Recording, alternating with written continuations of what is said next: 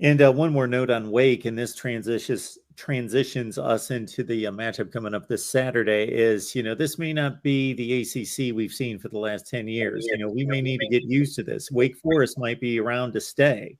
They've just built a really good football program, and we were seeing with Florida State's in the process of building, and we see somebody like Syracuse knocking off some good football teams, and now we're going to see another one in NC State coming in on Saturday, where Clemson, I still believe, I think it's pretty reasonable that they're the best team in the conference, but maybe it's not a week after week rolling over teams by 3 and 4 touchdowns, especially in that division.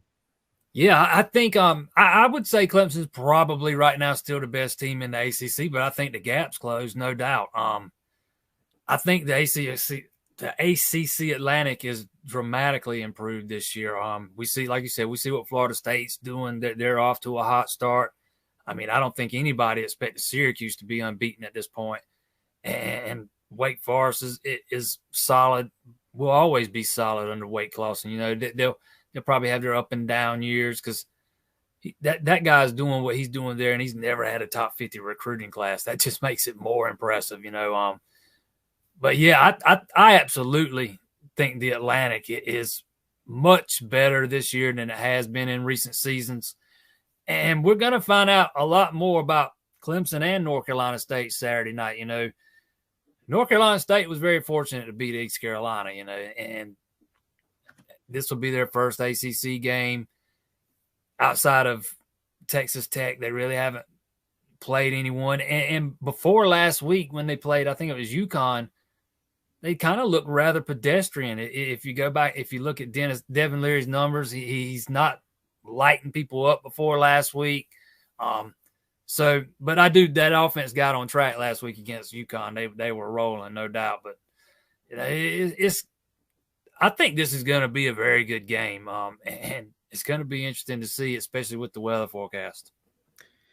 Yeah, we'll get to that in just a second, but I got to think, even with all the teams that we just mentioned and them getting better, or in Wake's case, just being close to a mainstay at this point, NC State's the most equipped from a personnel standpoint in terms of size, strength, speed, athleticism, explosiveness, everywhere, every unit on the field, both sides of the ball, to not necessarily match Clemson, but come the closest from a personnel standpoint. Yeah, I totally agree with that. And this is just like Wake Forest, this is a very experienced football team North Carolina State has. Another layer of intrigue is there really is no love lost between Dabo Swinney and Dave Dorn. They've had, let's just say they've had their issues over the years from Dorn accusing Clemson of cheating by having a laptop on the sideline. One of his assistants kind of took a swipe at Deshaun Watson one year.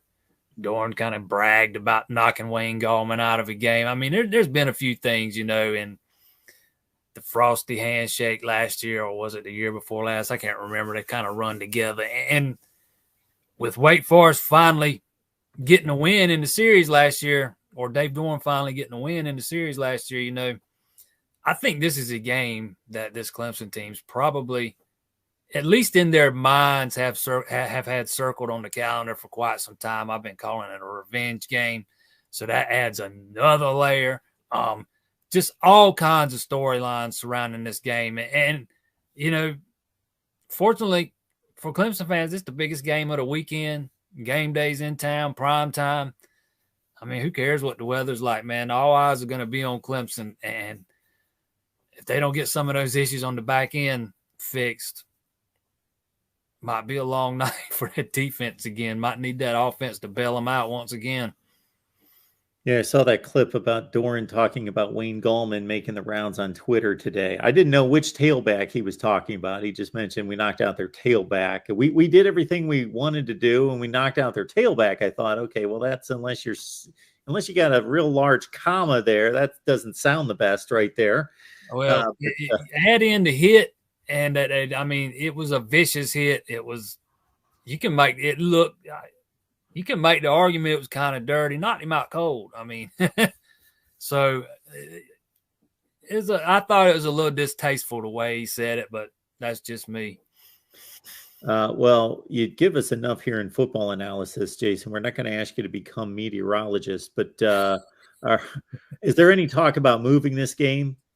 As of now, no. Everything is still set to go 8 o'clock Saturday night, or I think it's 8. It's not 7:30. It's 8 o'clock, right? One or the two. But I know South Carolina's already moved their game from Saturday to Thursday night, but that's against South Carolina State. A lot easier to move that. You got game day in town. Like I said, biggest game of the weekend. It would be a logistical nightmare to move that thing. I think they will hold out as long as they can and do everything possible to not move it. I'm not saying that's not a possibility, because I know everybody wants to compare this to the 2015 Notre Dame game, but I don't think, looking at the forecast the way it looks right now, this is not like that. That was just a lot of rain. They're talking about 50-mile-an-hour winds in the upstate Saturday night. So that adds a whole different dynamic. Could be a lot of lightning. You never know about the possibilities of tornadoes. So I'm not saying it's impossible, but I think as we sit here right now, everything's still go as planned. But we just have to wait and see. Folks, we've got a Discord here that I got to tell you, these people that are in the Discord, they rave about it all the time. They can talk to each other all the time, 24/7, 365. So you go to Patreon, search MarkRogersTV, sign up for the Discord. I get you the link, and you get a whole lot more benefits than just that. But I'll sell you on the Discord right now. They love the talk college football 24/7, 365. And we get Jason here for about 20 minutes every week, and we enjoy that as well. Jason Priester, get on over there, everyone. Allclemson.com. This is the week to do it. North Carolina State. More coverage, of course, if you want to look back on the narrow win. It was a thriller. It was a good one. Better than I expected against Wake Forest. All right, Jason, appreciate you stopping by. All right. Appreciate it, Mark.